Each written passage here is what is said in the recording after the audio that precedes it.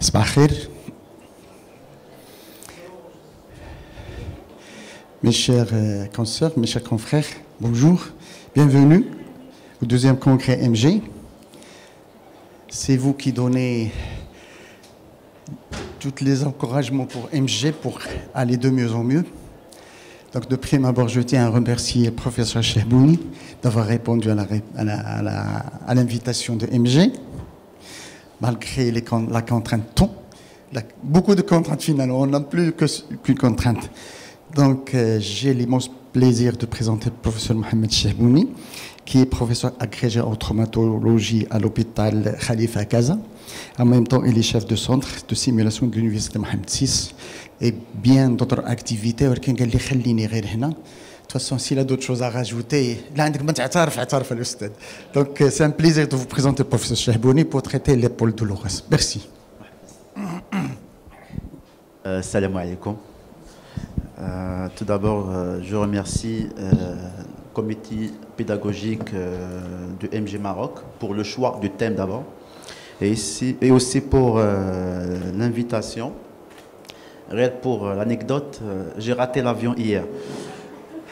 Donc j'ai raté par 4 minutes et j'étais obligé de prendre la route de Thionville parce que c'est toujours un plaisir et un honneur pour moi d'être parmi mes confrères. Et donc ça sera un workshop, ça serait plus interactif, c'est pas un cours magistral. Donc on va se limiter sur l'épaule douloureuse non traumatique, parce que si on doit traiter l'épaule douloureuse de façon générale, donc ça ne va pas suffire 45 minutes. Donc on va traiter seulement la pathologie non traumatique qui est fréquente dans les cabinets des médecins de famille. On va commencer par 4 cas cliniques. Et après les 4 cas cliniques, on va essayer de citer, c'est-à-dire les grands syndromes et les grands tableaux d'une épaule douloureuse. Et avant de commencer, j'aimerais bien savoir, vous voyez combien la fréquence des patients qui présentent des douleurs de l'épaule, à votre avis? 3 sur 10. Oui. Chaque jour. Je fais la médecine du travail. Oui. Pratiquement chaque jour. Et la tranche d'âge? Oui, des patients. 30. Surtout les femmes, les hommes? Surtout les femmes, tout à fait.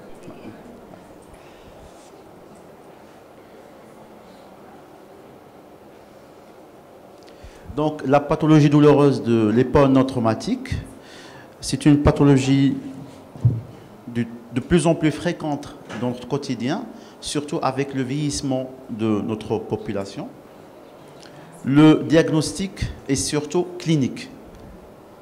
Le diagnostic est clinique. Parce que malheureusement, on a remarqué qu'il y a une demande fréquente des examens complémentaires devant chaque épaule douloureuse. Alors, on peut se limiter seulement sur une simple radiographie standard avec une échographie pour faire le diagnostic. Et la majorité des cas, c'est des pathologies qui peuvent être traitées médicalement, sans chirurgie. L'imagerie a un grand apport, surtout pour les syndromes de conflit sous-acromial. Et de 90% des scapulalgies, c'est au niveau de l'articulation aba-articulaire. Donc, on va commencer par le premier cas clinique. Vous avez un patient de 38 ans, c'est un peintre en bâtiment, qui consulte en raison d'une douleur intermittente à l'épaule droite, qui s'est aggravée depuis le début d'un gros chantier. Il a surtout mal lorsqu'il travaille le bras levé au-dessus de la tête. Ouais. C'est quoi votre conduite? Professeur, oui. Oui. Ça, c'est un cas clinique. On a choisi le cas d'un peintre. Donc, quelle est votre conduite à tenir? Bien sûr, vous avez commencé un interrogatoire, un examen clinique. Mais déjà, à partir de l'énoncé, vous pensez à quoi? Une bursite, oui.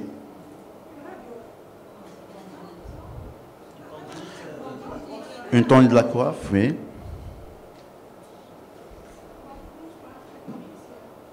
Avant le traitement, vous avez demandé quoi comme radio? Radio, ça.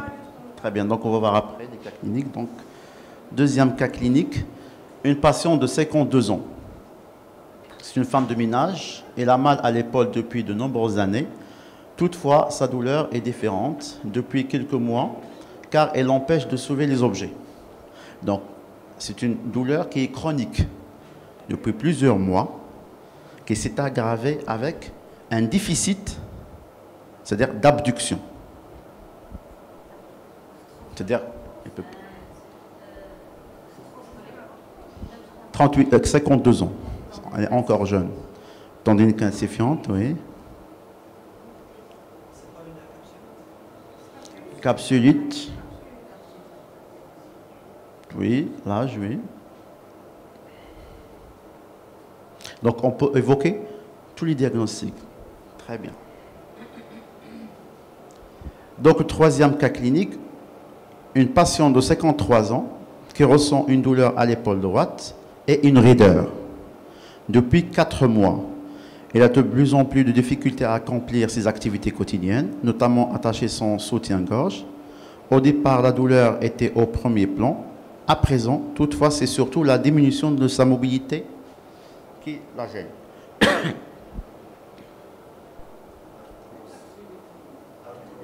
Capsulite rétractile.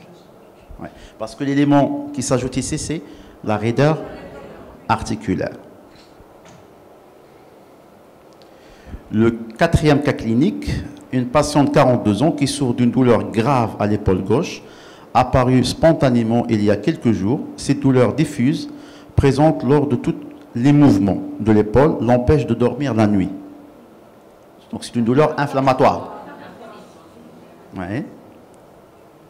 Pensez à quoi? Une arthrite. Une tendinite calcifiante surtout. Très bien. Donc, calcifiante. Ouais. Donc, on va revenir sur ces cas cliniques.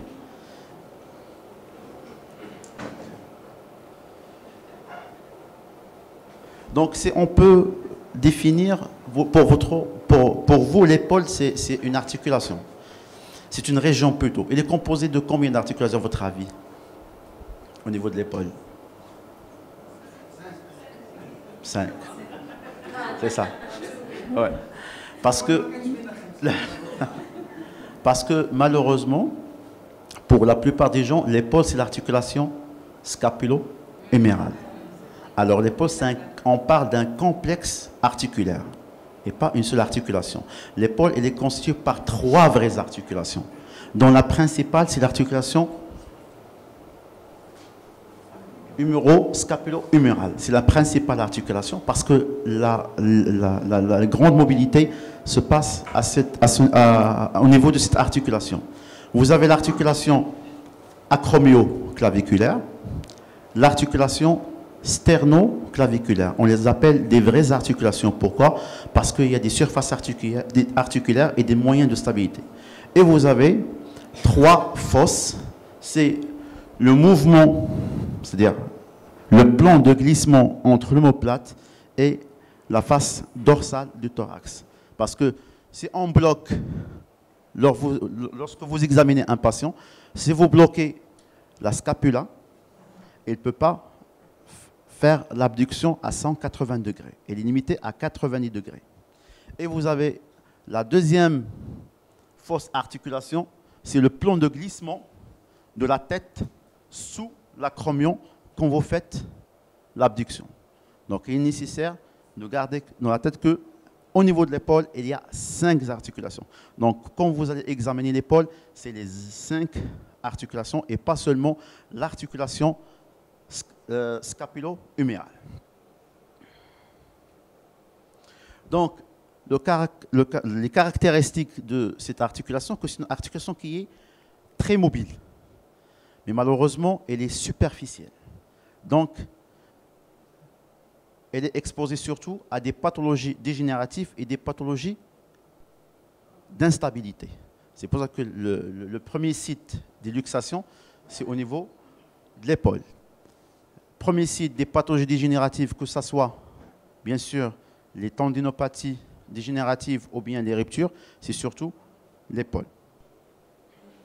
Donc, comme vous voyez sur ce schéma, donc l'articulation de l'épaule scapulo-huméral, elle est coiffée par ce qu'on appelle les muscles de la coiffe des rotateurs, qui sont le supraépineux, qui est en haut et en avant. En avant, vous avez le sous-scapulaire. En arrière, vous avez le sous-épineux et le teres mineur. Et vous avez aussi la longue portion du biceps qui fait partie de la coiffe des rotateurs. Donc vous avez 5 muscles. Aussi, il faut noter que l'acromion avec l'apophyse coracoïde est attaché par le ligament coraco-acromial et qui est qu'on appelle l'arc acromio-coracoïdien. Cet arc, c'est le responsable des conflits.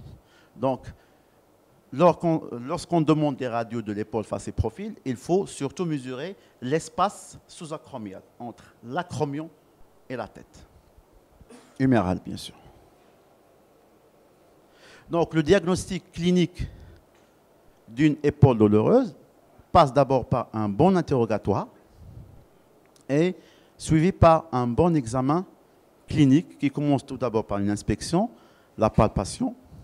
Il faut examiner les mobilités actives et passives de l'épaule, rechercher des signes de conflit et terminer l'examen par les tests de la coiffe et les tests de l'instabilité. Et surtout pas, il ne faut jamais oublier l'examen neurologique du membre supérieur et l'examen du rachis. Parce que la majorité des cas sont des douleurs rachidiennes avec projection au niveau de l'épaule. Non, oui, c'est le contraire. Mais la majorité des patients souffrent plutôt des hernies cervicales ou bien cervicales que des pathologies de l'épaule. Parce que quand vous posez la question, toujours le syndrome de Kulchi. Le syndrome de Kulchi. Alors, il faut surtout préciser bien sûr, le point de départ de la douleur. Est-ce que c'est rachidien, cervical, ou bien c'est au niveau de l'épaule? Donc, notre examen clinique commence toujours par une inspection. Donc, comme vous voyez sur la photo ici, donc qu'est-ce que vous remarquez sur la photo? Une asymétrie, donc une amyotrophie de ces épineux. Très bien. Et à gauche, bien sûr, c'est une tuméfaction avec des signes inflammatoires qui suspectent. Il faut penser à quoi? À une arthrite de l'épaule. Donc, après l'inspection, il faut réaliser la palpation. Donc, voilà l'anatomie palpatoire de l'épaule. Donc, il faut palper l'articulation, bien sûr, acromioclaviculaire, l'articulation sternoclaviculaire. Bien sûr, il faut palper l'insertion du deltoïde sur l'humérus. Il faut aussi palper tous les sternums. En arrière, il faut palper le muscle supraépineux, sous-épineux, le teres mineur et bien sûr leur insertion sur l'humérus.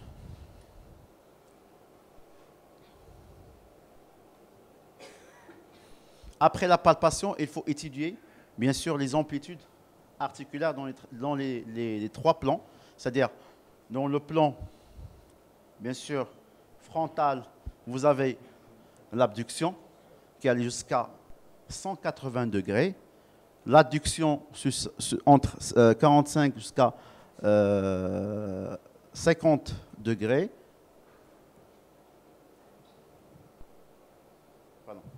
l'abduction dans le plan frontal jusqu'à 180 degrés, à condition que l'omoplate sera mobile.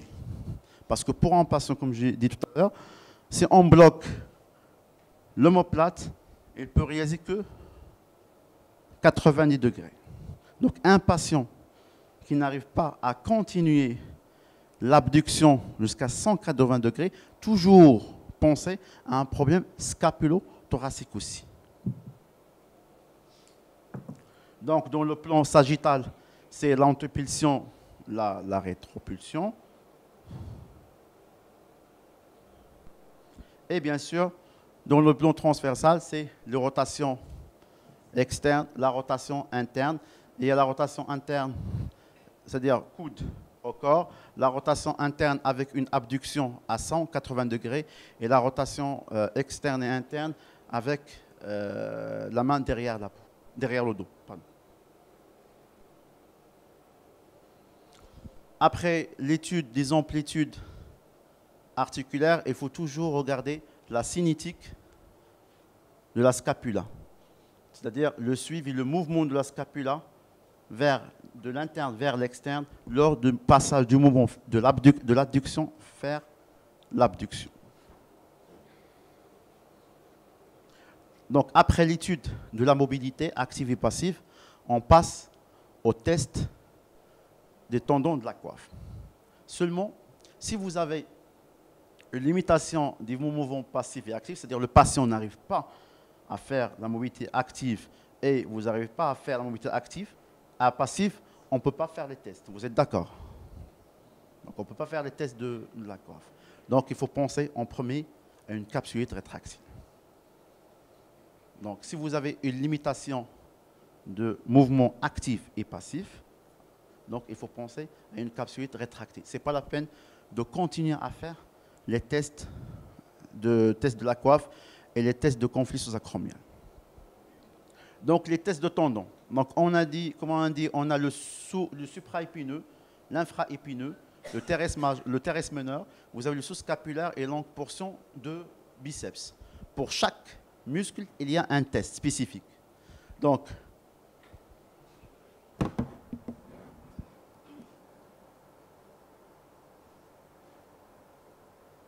pour le test supraépineux, donc on demande toujours au patient, toujours l'examinateur demande au patient, de faire une légère, c'est-à-dire une abduction à 90 degrés, avec le pouce en bas, et on...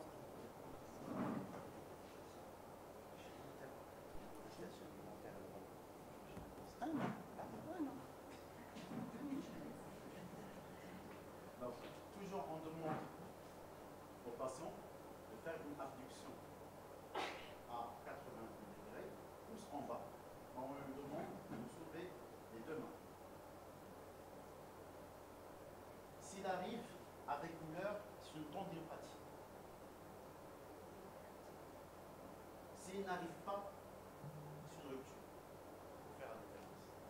S'il arrive à faire quand même contre résistance, c'est-à-dire l'abduction, c'est-à-dire le signe job, il est positif, et il n'arrive pas. C'est-à-dire qu'il n'arrive pas à faire l'abduction. Donc s'il n'arrive pas à faire l'abduction, donc c'est la rupture. S'il arrive à faire l'abduction avec douleur, c'est une tendinopathie. Ça, c'est le test du job qui est spécifique pour le supraépineux. Après, vous avez le manœuvre de patte. La manœuvre de patte, c'est pour tester l'infraépineux et le terrestre. Donc, l'épaule, elle est en abduction, tout fléchi à 90 degrés, et on demande au patient de pousser la main en arrière. C'est pour tester l'infraépineux et le terrestre. C'est la même chose. Il arrive avec douleur, c'est tendinopathie. S'il n'arrive pas, c'est une rupture. Maintenant, c'est le lift-off test, ou bien le test de Gerber. C'est pour le scapulaire. Donc, on demande au patient de ramener la main derrière le cou, et surtout, de décoller la main du dos. Vas-y. S'il arrive à décoller la main, donc le sous-scapulaire, il est intact. Si la main, bien sûr, c'est une tendinopathie, s'il n'arrive pas à décoller la main, c'est une rupture. Pour le palm up test, c'est pour la longue portion du biceps. Donc, main en antépulsion, en haut, bien sûr, c'est pour tester la longue portion du biceps. Donc, je répète, le supraépineux, c'est test de job. L'infraépineux et le terrestre manœuvre, c'est manœuvre de patte.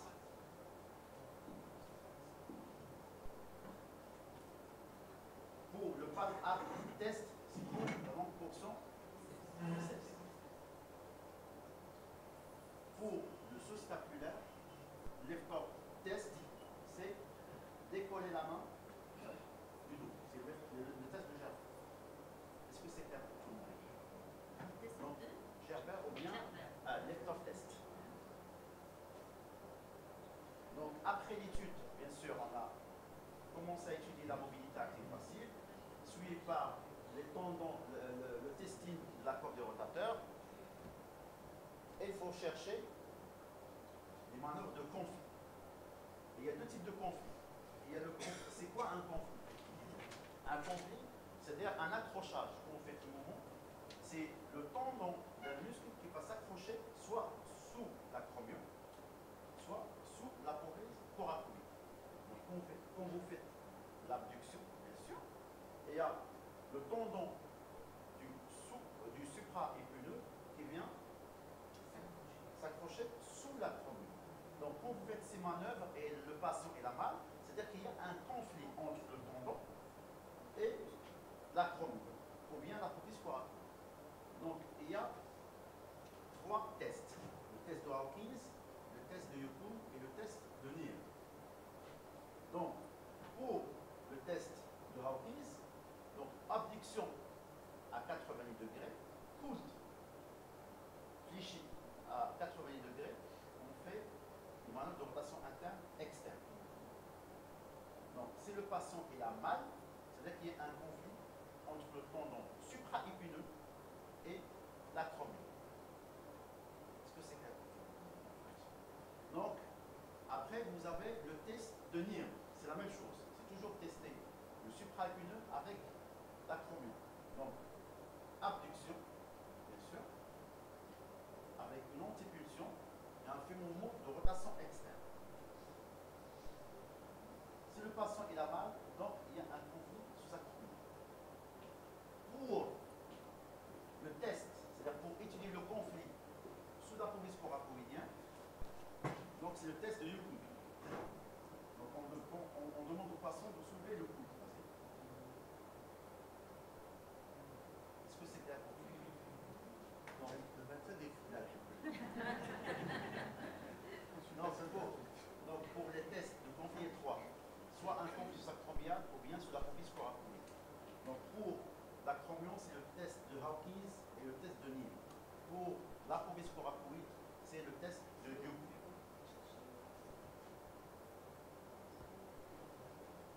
Après le testing du conflit sous-acromial, vous avez le test de l'instabilité de l'épaule. Il y a plusieurs tests, mais j'ai choisi que deux. Il y a le sulcus test. C'est quoi le sulcus test?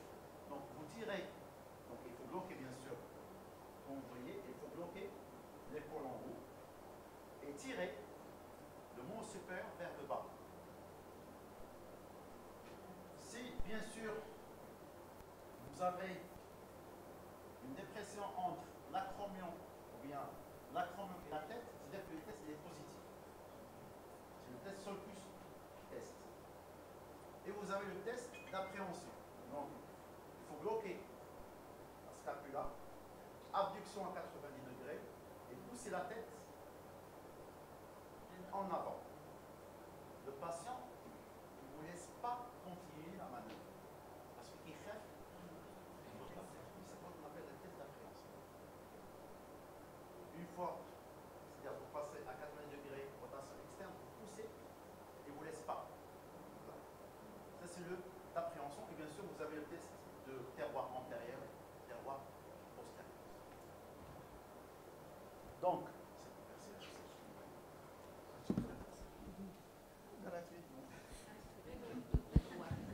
est-ce que vous avez des questions concernant les tests?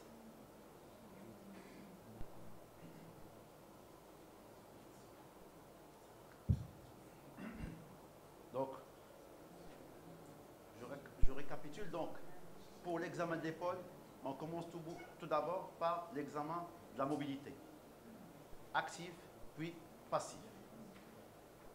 Après, elle est suivie par le testing de la coiffe du rotateur. Après, vous avez le testing du conflit sous-acromial ou bien sous l'apophyse coracoïdienne. Et vous terminez l'examen par le testing de l'instabilité de l'épaule. Donc c'est les 4 parties d'un bon examen clinique de l'épaule. Bien sûr, vous commencez par l'inspection, la palpation. S'il vous plaît, pour différencier entre mobilité active et passive. Oui. Active, ça veut dire. Actif, c'est le patient qui fait le mouvement. Oui, lui-même.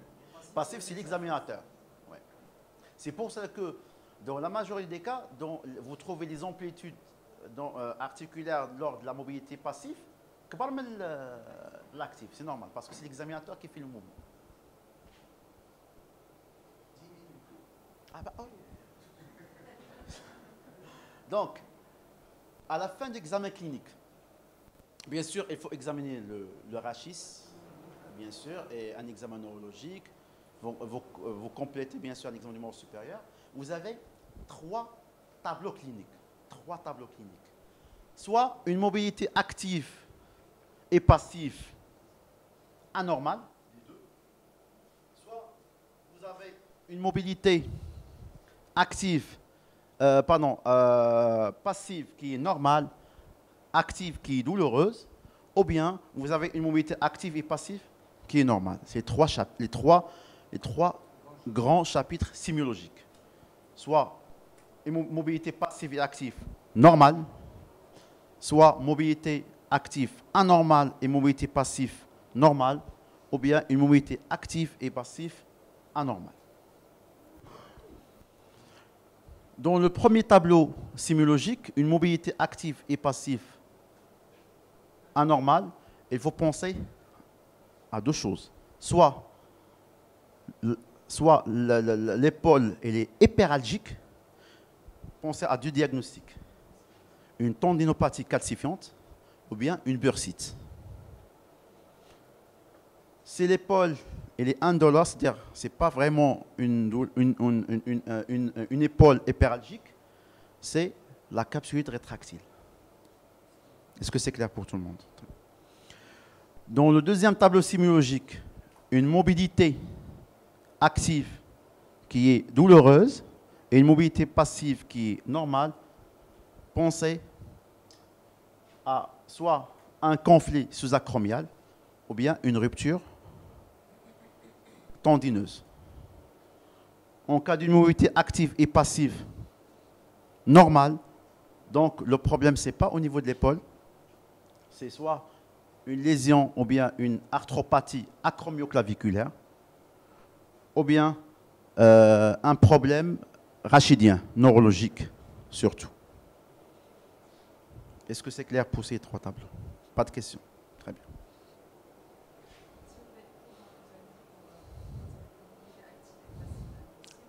Impossible.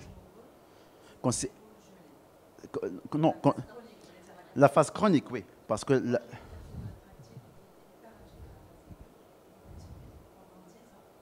oui. Avec un fond, est-ce qu'avec un fond continu, malgré les infiltrations et tout ça? Et vous étiez opéré. Et c'était une capsule rétractile. Est-ce que c'est une capsule rétractile secondaire à une rupture? Sans rupture.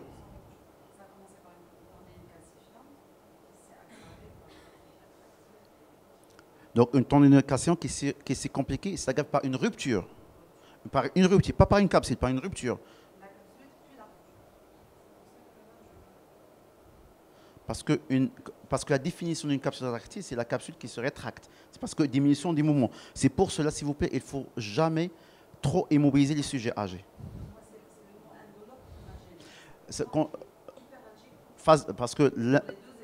Parce que la capsule rétractile, elle passe par 3 phases. Mais surtout dans la phase chronique, il est indolore. C'est pour cela.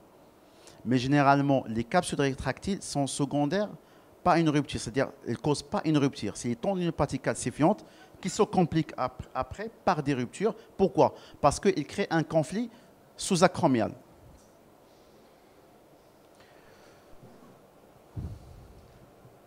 Donc, le conflit sous-acromial, c'est quoi? C'est lésion du tendon sous-épineux ou bien infra-épineux par les mouvements d'abduction répétés ou bien par des microtraumatismes par accrochage sous-acromial ou bien sous l'apophyse coracoïde.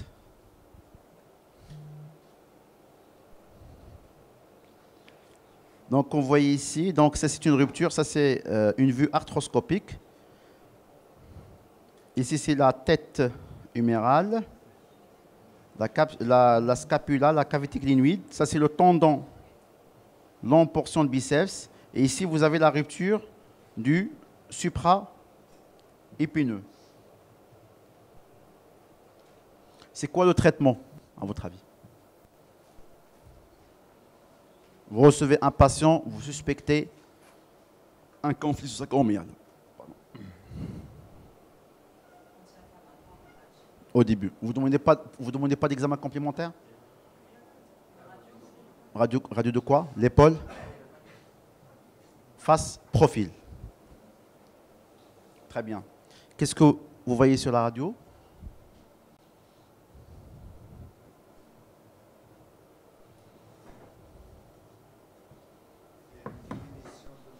Passe. Voilà. Ça c'est face, ça c'est profil de l'ami. Malheureusement, ça passe pas très bien. Donc, vous calculez l'espace entre l'acromion et la tête humérale. Normalement, quand il est inférieur à 7 mm, c'est un conflit sous-acromial. Mais vous l'étudiez surtout sur les deux profils, les deux incidences, face et profil. Donc, et surtout, il faut préciser profil de l'ami, L-A-M-Y, toujours. Radio de face et radio profil de l'ami. Ici, c'est une coupe échographique. Comme vous voyez ici, c'est la bourse sous-acromiale qui est inflammée entre l'acromion et la tête humérale. Donc, c'est des coupes dynamiques.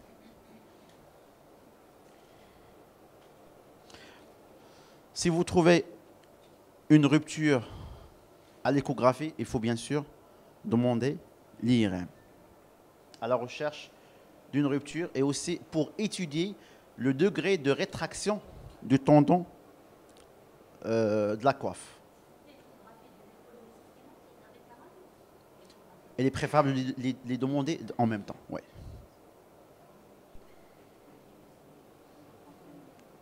Vous savez, parfois, on peut opérer seulement avec échographie et radio standard. Si vous trouvez un bec de l'acromio ou bien un conflit acromial, avec échographie normale, il suffit de faire des acromioplasties arthroscopiques sans faire l'IRM. Ce n'est pas obligatoire. C'est-à-dire vous demandez l'IRM si vous trouvez une rupture à l'échographie ou bien il vous dit suspicion d'une rupture partielle, superficielle ou bien profonde.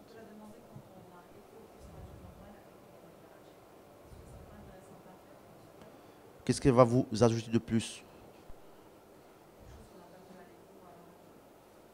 Parce que la calcification, vous le trouvez sur la radio. Donc les traitements, c'est surtout l'hygiène de vie. C'est des conseils ergonomiques, toujours éviter l'abduction prolongée, c'est-à-dire toujours travailler avec la main au-dessus du niveau de l'épaule. Au-dessous du niveau de l'épaule surtout. Bien sûr, faire de la rééducation. Rééducation, c'est quoi l'objectif? C'est bien sûr le renforcement du deltoïde. Pourquoi? Pour le recentrage de la tête en regard huméral, en regard de la scapula. C'est-à-dire renforcer surtout les abaisseurs de l'épaule. S'il vous plaît, quand on envoie un malade chez un rééducateur, il faut leur dire au rééducateur qu'est-ce qu'il faut faire. Bien sûr, bien sûr. Il ne faut pas seulement écrire 12 séances. Non, il faut préciser le protocole. Est-ce que, est-ce qu'il faut faire de la physio? Est-ce qu'il faut faire de la cryo? Est-ce que vous devez... Bien sûr, il faut toujours préciser le protocole de la rééducation. Parce que le problème est surtout recommander aux patients les bons kinés. شنو هو le bon kiné? ماشي هو يدير معاه البوله حمراء سخونه la physio pendant une demi-heure, quelques mouvements pendant un quart d'heure. Non. C'est ça. Bzaf les patients surtout en post-opératoire فاش كنفتحوا لهم pour les sutures, pour tout ce qui est suture de la coiffe ou bien des acromioplasties, au lieu de faire la cryo, qui les massages et la physio. Il entraîne une réaction inflammatoire. Quand vos patients rétlent, il suffit de faire seulement glaçage, ça diminue la douleur. Ah, très bien. Donc pour les infiltrations, la main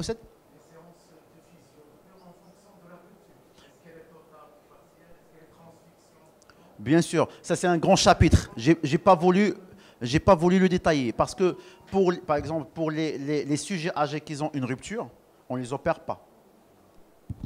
On les opère pas. C'est dégénératif et même quand on fait les sutures, c'est-à-dire parce qu'avec des encres, on met des encres et on essaye de faire des sutures par des encres parce que ça ne tient pas avec des tendons, ça lâche rapidement. C'est pour ça qu'on préfère de continuer la rééducation malgré que les patients qui jouent le pour eux, c'est les résultats rapides, immédiats, rapides. Les infiltrations, qu'est-ce que vous pensez des infiltrations?